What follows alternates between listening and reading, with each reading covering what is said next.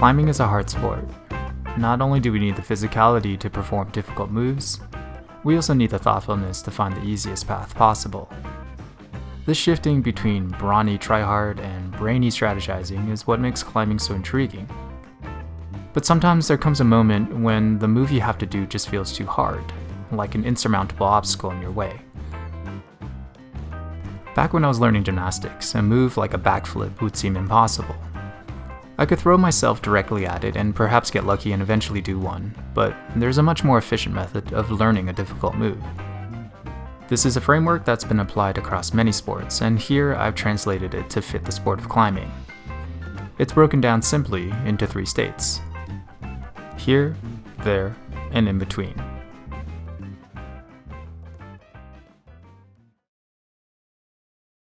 Here is the starting position for the movement. It can be the start of the boulder itself, or the initiation point for a hard move anywhere on the climb. Although this is the simplest point in the framework, there are a few boxes you need to check off before advancing. First, is this the best starting position? By best, I mean, is this the most conducive to executing the hard move that you're trying to do? Let me give you an example. On this pink V6, there are 2 options for the start position.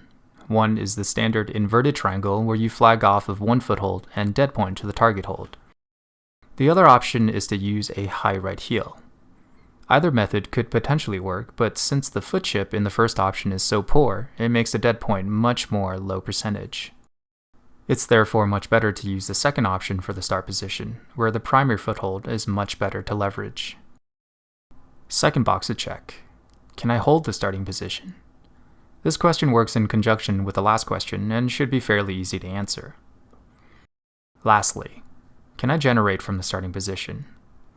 If you've answered yes to questions 1 and 2, this last one should fall nicely in line. After figuring out the ideal positioning for your hands and feet, the last step is to confirm that you have the means to generate movement from your position. This can come in the form of pulling from the hands, pushing off the feet, or coordinating the entire body to move all at once.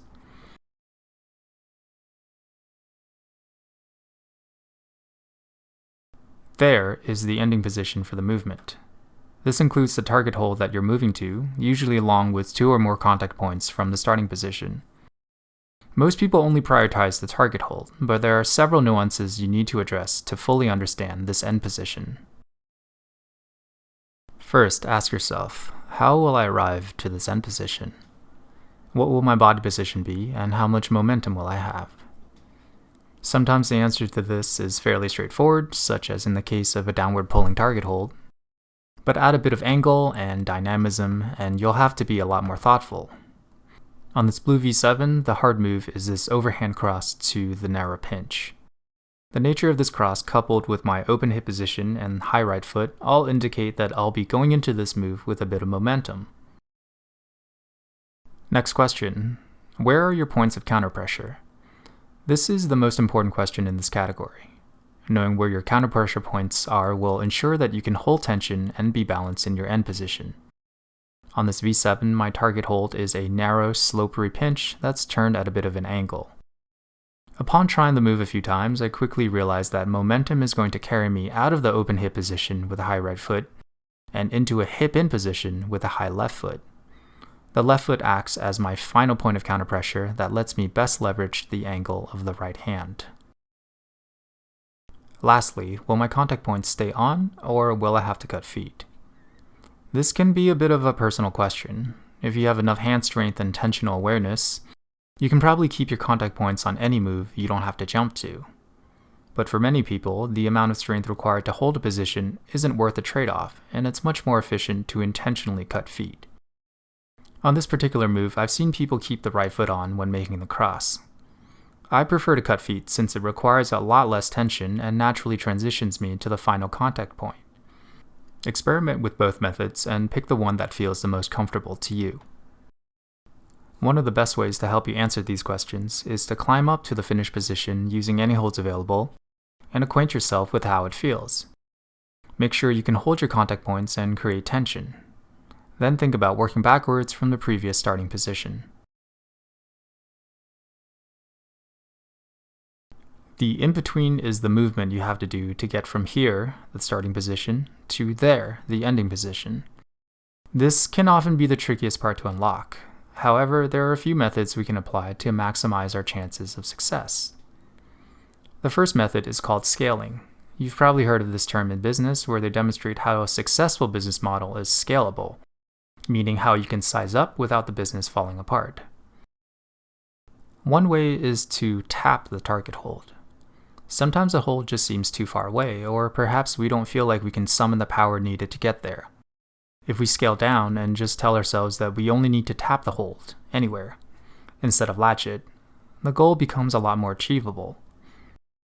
The next step is to grab and release the target hold.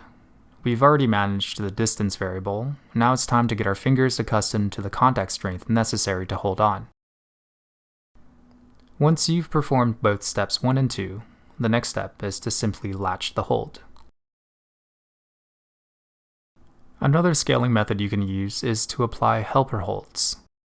These are holds on an overlapping route that you can use to scale down the distance of the move. Helper holds are a good solution when the distance is seemingly too great, the target hold is rather bad, or the entire move itself feels too low percentage. Rehearse the move a few times from the helper hold until it becomes high percentage.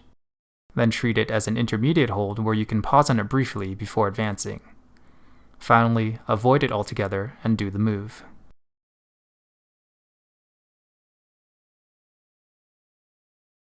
You can also apply the scaling method to bigger, dynamic movements. For example, the jump on this orange V7 looks like it could be a one-way ticket to Concussion City. But apply the scaling method and you can make it safe and accessible. Here I am just gradually increasing the starting distance for the jump until it spans the full distance. For something that requires a bit more coordination, you can use the scaling principle on factors other than just distance. For example, the move on this black V6 requires a paddle hand shuffle into a one-arm catch. To juggle all these variables at once with full commitment might be a bit too much, so you can start by scaling down the individual components of the move. Think about each component as a checkpoint to reach before moving on. Then you can start scaling up the momentum or energy you're using, as well as increasing your hand speed and reaction time.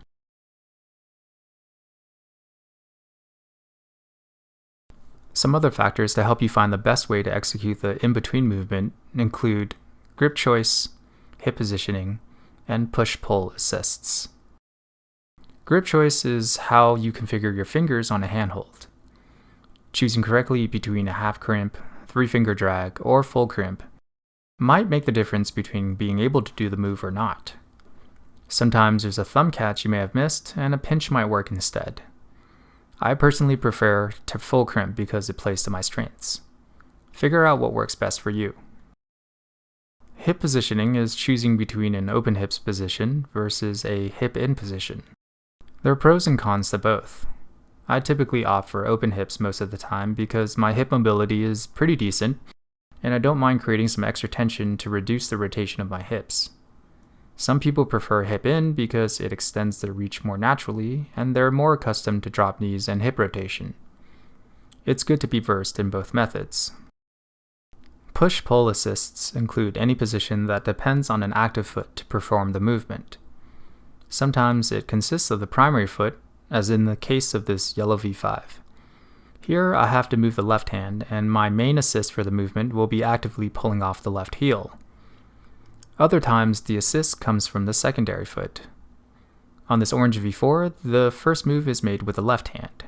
As my left or primary foot is in a position that offers me little to no help in generating momentum, I rely on the secondary, or my right foot, to push off the wall and move me towards the target hold. Climbing, in its essence, is about surmounting obstacles. Hopefully this video provided you with some insight to help break those obstacles down into manageable steps. Remember that it's important to try hard, but also equally important to set yourself up for success. Stay determined, be thoughtful, and until next time, move better, climb harder.